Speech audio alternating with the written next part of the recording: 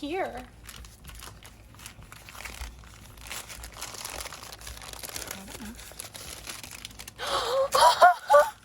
It's the paint. Ooh, I hope they're all there.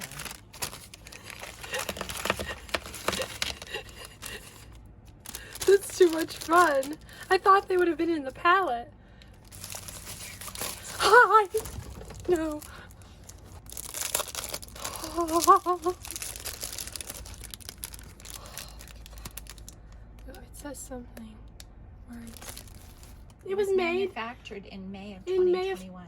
2021 is when I started watercolor. There you go. It started watercoloring when you did.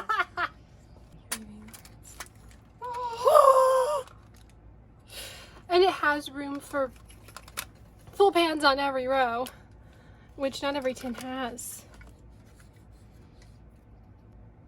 Did I go with a yellow ochre? English red. That's got to be one of the reds. Ultramarine. Green. Oh, I forgot. I got black green. Oh, royal blue is the interesting one with white. Organizationally, where do I put all of these?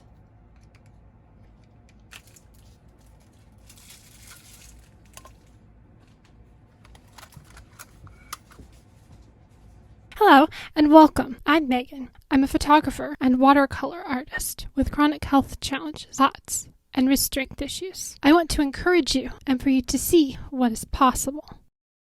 I just got this adorable new tin from Rosa. Rosa watercolors are made in Ukraine. It holds 12 full pans. So I selected specific full pans for my palette. One of the really cool things about this tin is it holds 12 full pans. A lot of the tins that are this size will only hold 4 full pans on the top row and on the bottom row. In the middle row, you won't be able to actually fit full pans in the middle. But this one you can. So I'm very excited about this. This is 12 full pans of Rosa.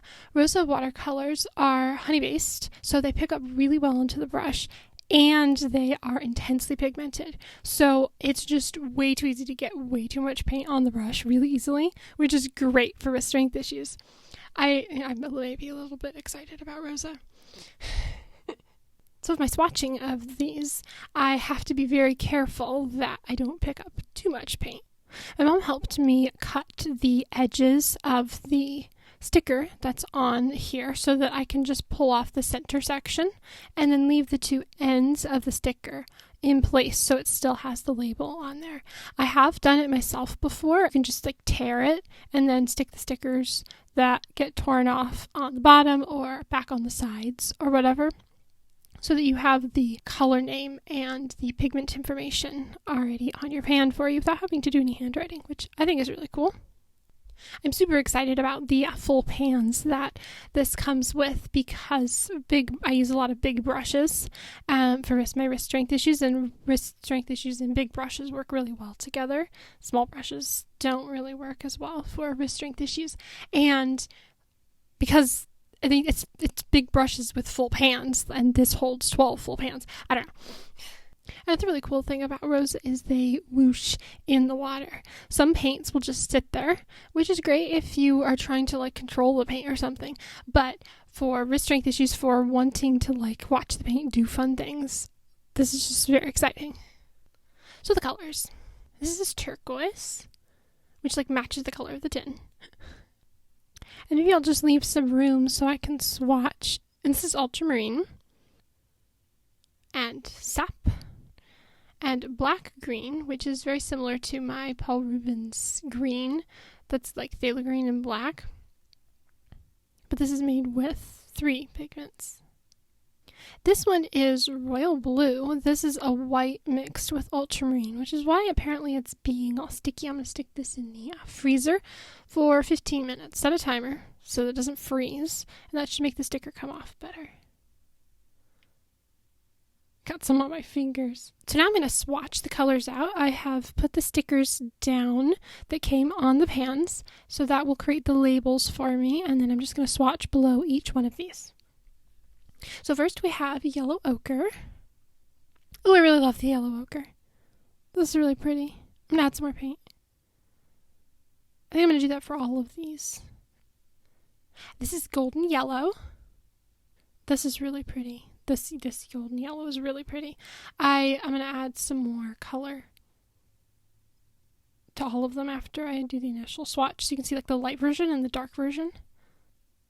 This one is madder red.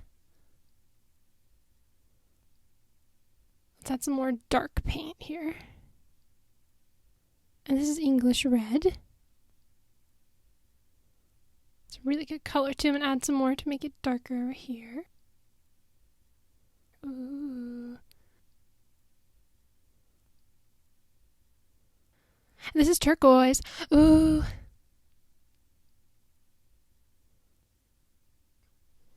And this is ultramarine.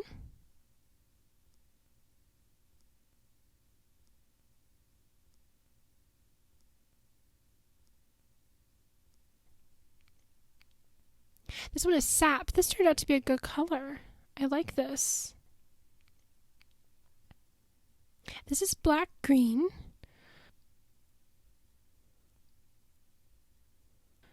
Oh, this is a good one. Okay, good.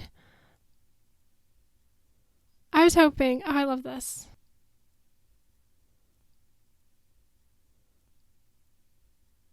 Alright, so I've pulled the royal blue out of the freezer. Let's try to get this off of here. And pull really slowly. I think it's because of the white that's in this one. This one's being a lot stickier than the other ones. This is violet. This one is royal blue. So this is basically like Cinereus, but with ultramarine, right? Because it's like a white and ultramarine pigment. So that way if I want something that's got some white in it, I could mix this with any of them. Or do this for like skies. I think this would be a really pretty sky color. This doesn't have as much color payoff as I thought. This is burnt umber. And a bit more color. It'll still be a good, I could see using this for like sand on the beach or like ground texture or something. Add a bit more color still. A little more water. And this is indigo. I love this color. That's really pretty. Let's add a little more. Yeah, I can see the burnt umber there is doing this like granulation thing. I think that one and the sap and the ultramarine, those are good granulating colors. That's really awesome. Oh, I love these. I really love how this color palette turned out. I'm so excited about this. Well, there you go. There's my new Rosa unboxing and swatch. Hopefully you had fun with that. I absolutely love Rosa watercolors. I'll put a link in the description if you want to check them out for yourself. Maybe pick out your own color palette. Put in this adorable turquoise tin. I love this. It's so exciting. Okay. Thank you so much for watching.